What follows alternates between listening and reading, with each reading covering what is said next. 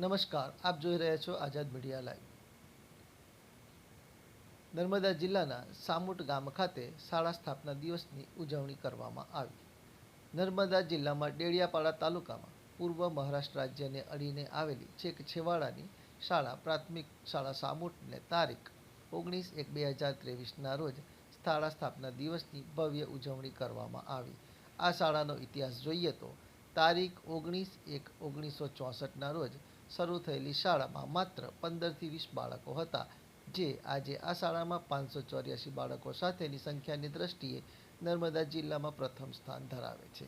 પ્રાથમિક શાળા સામોટમાં આવનાર મુલાકાતીઓની વાત કરીએ તો વર્ષ 2003માં શાળા પ્રવેશમાં આપણા માનનીય વડાપ્રધાન નરેન્દ્ર મોદીજી પણ મુલાકાત લઈ ચૂક્યા છે। ત્યારબાદ ભારત દેશના ગૃહમંત્રી શ્રી અમિતભાઈ સાહેબ, ગુજરાત રાજ્યના ભૂતપૂર્વ રાજ્યપાલ શ્રીમતી કમલા બેનિવાલ સહિત 2019માં વિદેશ મંત્રી એસ જયશંકર સાહેબ પણ મુલાકાત લઈ ચૂક્યા છે।